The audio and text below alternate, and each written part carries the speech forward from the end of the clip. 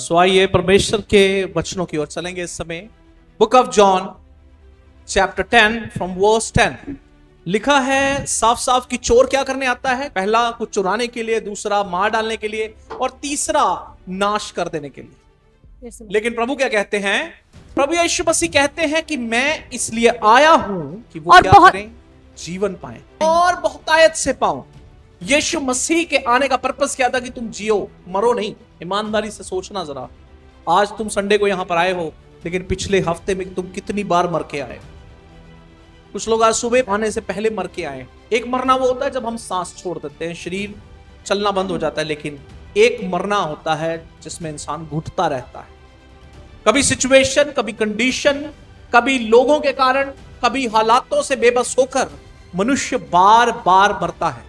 इस बीच में यीशु मसीह के इन शब्दों का आना कि मैं इसलिए आया हूं कि तुम जीवन पाओ और बहुतायत का जीवन पाओ।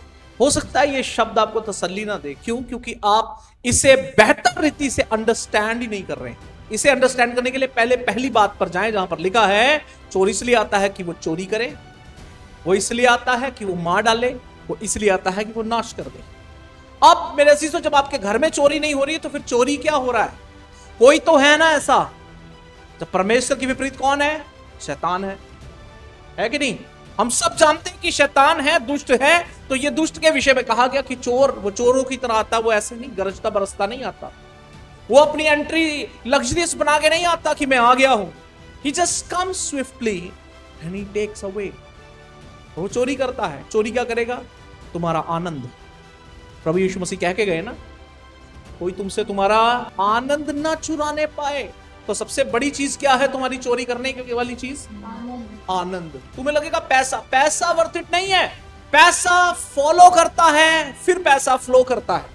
अगर तुम प्रभु में हो तो वो फॉलो करेगा, फिर फ्लो करेगा। लेकिन आवश्यकता किस चीज की है? जॉय की, आनंद की। चोर क्या करता है? आता है तुम्हारा आनंद चोरी करने के लिए आता है। अब सबसे बड़ी बात, तुम अच्छे भले खुश हो आज की सुबह, और साथ के साथ ही कोई बात होगी और तुम्हारा मूड खराब हो गया, तो क्या हुआ? तुम्हारा आनंद चुरा लिया गया, है कि नहीं? जब तुम्हारा आनंद चुरा लिया गया तो तुमने क्या किया? तुमने वो भावनाएं जो उस क्षण आई, उन भावनाओं में बह जाना उचित समझा, बजाय इसके कि तुम अपना आनंद मेंटेन करके रहो। अब आनंद चला जाएगा तो क्या होगा? आनंद की जगह कोई और फीलिंग आएगी। एक तुम्हारा नेचुरल बिहेवियर है, सही होता है। और दूसरा, जब वो जाएगा तब क्या आएगा? सीरियसनेस, गंभीर। अब गंभीरता में जब हो तो क्या होगा? एक्सप्रेशंस चेंज हैं, एक्सप्रेशंस के साथ साथ वर्ड्स चेंज हैं। जब वर्ड्स चेंज होंगे तो क्या होगा? आपकी टोन चेंज होगी। जब टोन चेंज होगी तो सामने वाले को आपके शब्द क्या होंगे? अच्छे नहीं लगेंगे। जब अच्छे नहीं लगेंगे, जब सामने वाले को तुम्हारी बात बुरी लगेगी, तो क्या होगा? इसी बात के कारण तुम्हारे बीच में क्या होगा? झगड़ा उत्पन्न होगा। अब जब झगड़ा उत्पन्न होगा तो तुम्हारा आनंद तो संपूर्ण रीति से जाता रहेगा।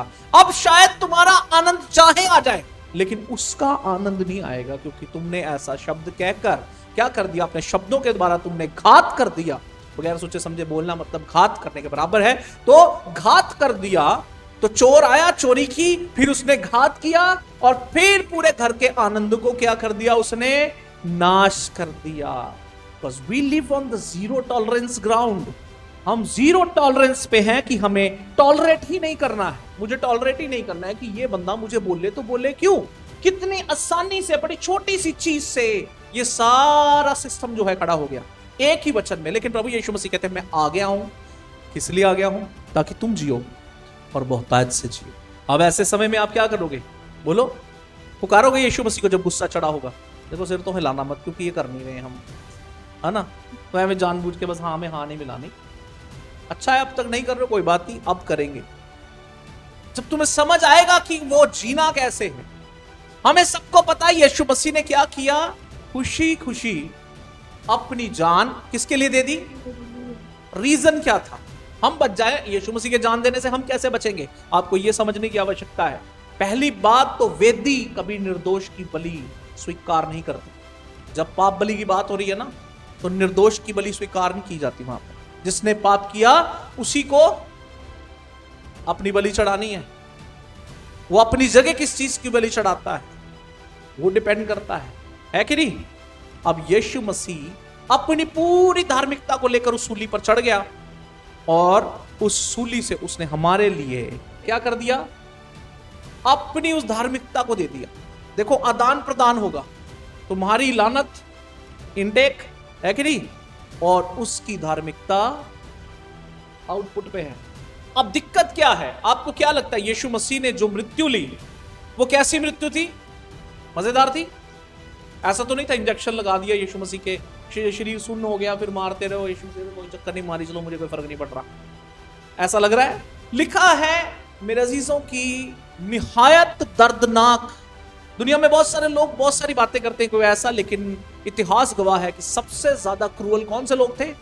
Roman empire. रोमियों की सजा सबसे खतरनाक दी जाती है। उन क्रूर लोगों के हाथ में यीशु मसीह ने अपने आप को दे दिया। अब दिक्कत पता क्या है, उसने दे दिया ताकि वो आपका, मेरा, हम सबका पाप जो अपने शरीर पर ले रहा था उसने तो ले लिया, उसको कोई रियायत तो नहीं मिली। बोलो, कोई रियायत मिली? उसको नहीं मिली ना, उसको कोई रियायत नहीं मिली। जब उसको कोई रियायत नहीं मिली तो दिक्कत क्या है, अब उस पाप के ऊपर पाप देखते गए, वो मारते गए, कोड़े मारते गए, उसको छल्ली छल्ली करते गए। अब छल्ली छल्ली भी होता रहा, पाप की सजा पूर्ण रूप से जैसी दी जानी चाहिए थी वैसी ही दी गई। लिखा है निर्दोष होने पर भी उसने कैसी सी एक लानती मौत जो थी वो ग्रहण कर ली। अब दिक्कत पता क्या है, वो जो धार्मिकता उसके अंदर थी, वो धार्मिकता पवित्रता ही लेकर आती है। वही धार्मिकता जो उसके अंदर थी परमेश्वर से मुलाकात करवाती है। वही परमेश्वर के साथ मुलाकात तुम्हें संपूर्ण करा देती है। वही संपूर्णता तुम्हें हर एक बीमारी, हर एक लानत, हर एक तकलीफ से तुम्हें छुटकारा दिला देती है। सिर्फ एक उस धार्मिकता में देखो कितनी सारी चीजें हैं। आई समझ मेरी बात? अब दिक्कत क्या है, हमने अपने वाला पार्ट तो बिल्कुल सही से कर दिया, समझ रहे हो? अपने वाला पार्ट जो देने वाला था ना, पाप देना था, बीमारी देनी थी, लानत देनी थी, वो बिल्कुल सही से किया। लेकिन वो जो उसकी धार्मिकता लेने का काम था उसने तो दे दिया। ये देख रहे हो, ये धार्मिकता है। अब अगर मैं किसी के ऊपर भी ऐसे फेंक दूं, पकड़ लोगे ऐसे, ये फेंका मैंने और तुमसे पकड़ा ना गया तो कैसा होगा ये? तुम क्या कहोगे? मुझे ध्यान नहीं। लेकिन यही मैं कहूं कि तुम्हारा ध्यान हो 100% और मैं ये तुम्हारी तरफ फेंकूं, क्या हुआ? तैयार नहीं थे, सही बात है, इसलिए छूट गई। लेट्स सी कि अब हम तैयार हैं। अब हम क्या हैं? तैयार हैं। अब कहां है? अब वो हाथ में आ गई। सेम वे यीशु मसीह ने तुम्हारे लिए धार्मिकता दी थी, उसने तो सलीब से दे दी फुल 100%, जाओ ले जाओ। लेकिन तुमने और मैंने क्या किया? उसके प्रति असचेत रहे। पहले तो हमारा ध्यान किसी और वस्तु पर लगा रहा, उसकी उस धार्मिकता को ग्रहण नहीं किया तो वो गिर गई, है कि नहीं? फिर मौका मिलता है तो फिर हम क्या करते हैं? हम सोचते हैं इससे बेटर चॉइस भी कुछ हो सकती है। ले देख के मेरे अजीजों, ये धार्मिकता के वारिस तुम तभी बनते हो जब नहीं, तुम इसके वारिस ऑलरेडी हो, समझ रहे हो? तुम इसके वारिस हो। यह ऐसा जायदाद तुम्हारे नाम पे लिख दी गई है, लेकिन तुम विरासत में से कुछ भी लेना नहीं चाहते हो। विरासत होने के बावजूद यदि कोई व्यक्ति भिखमंगा बन के रहे तो वह कैसा लगेगा? वैसे ही हम सब घूम रहे हैं।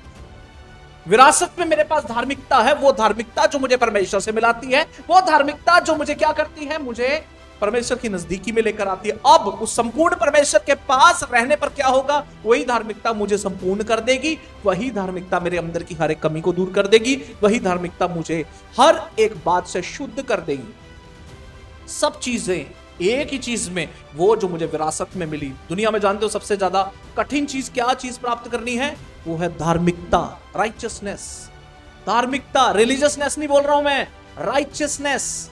रिलीजियसनेस आपको मिल सकती है, आप अच्छे काम करो, खाना पीना खिलाओ, भूखे को खाना दे दो, भटके को सहारा दे दो, जख्मी को जख्म लगा दो, वो अच्छा कर्म है, that is separate. But righteousness तब आती है जब आप संपूर्ण रीति से हर एक पाप से शुद्ध हो जाते हैं। अब दिक्कत क्या है? यीशु मसीह ने आपको धार्मिकता तो दे दी, लेकिन आप एक्सेप्ट नहीं कर रहे हैं। आपको दिक्कत इस बात से नहीं हो रही कि मैं उसे एक्सेप्ट नहीं कर रहा हूं। आपको दिक्कत किस चीज से हो रही है? मुझे बीमारी हो गई है। आपको दिक्कत किस चीज से हो रही है? मेरे हालात बदल रहे हैं, मैं बहुत कठिन स्टेज में हूं। मेरे को दिक्कत इस चीज से हो रही है कि मेरे ऊपर लोन खड़ा हो गया है। मुझे दिक्कत किस चीज से हो रही है, अचानक से कोई संकट मुझ पर आ गया है। मुझे दिक्कत किस चीज से हो रही है, हर एक उस चीज से हो रही है जो कि मुझे यहां पर डरा सकती है। और डराना भी किसका काम है? परमेश्वर का नहीं है। वचन में लिखा साफ साफ, मैंने तुम्हें भय का आत्मा नहीं दिया। I have not given you the spirit of fear. भय का आत्मा तो दिया नहीं प्रभु ने। कैसा आत्मा दिया? साहस का, है ना, बुद्धि वाला। कितनी अद्भुत बातें लिखी, लेकिन फिर भी हम क्या कर रहे हैं? We are always afraid of something, डर रहे हैं। अब मैं आपको एक बेटर चीज समझाता हूं इसी धार्मिकता की। लेट्स से आप परमेश्वर के साथ एक अच्छे रिलेशन में हैं। अगर आपकी बीमारी चंगी ना हो तो ना हो, फिर क्या होगा?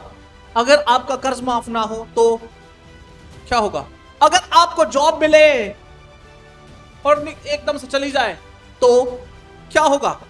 अगर आपसे आपका घर छीन लिया जाए और कोई आपको फायदा ना हो, किसी तरफ से भी कोई सपोर्ट नहीं मिल रही, कई बार आपको क्रश किया जा रहा है, तो क्या होगा? इन सब सूरतों में जब आपके फेवर में कोई चीज नहीं जा रही होगी, क्या परमेश्वर नहीं रहेगा? यदि आप उसे कोस देंगे तो क्या परमेश्वर नहीं रहेगा? यदि आप मेरे अजीजों अपने मुंह से गालियां भी निकालना शुरू कर देंगे उस परमेश्वर को, तो क्या वो परमेश्वर नहीं रहेगा? हर बात में परमेश्वर ही रहेगा। लेकिन जब आपका स्टेट ऑफ माइंड चेंज हो जाएगा इसी धार्मिकता के कारण, तो आप क्या कहेंगे? प्रभु बीमारी है चाहे नहीं है, ठीक होगी है या नहीं हो रही है, मैं तो तुझ में आनंदित और मगन रहूंगा। हालेलुया। कर्जा है नहीं है, खत्म हो रहा है नहीं हो रहा है, क्या होगा? मैं आनंदित रहूंगा। कोई मेरा साथ दे, मेरा साथ ना दे, लेकिन मैं तुझ में आनंदित रहूंगा।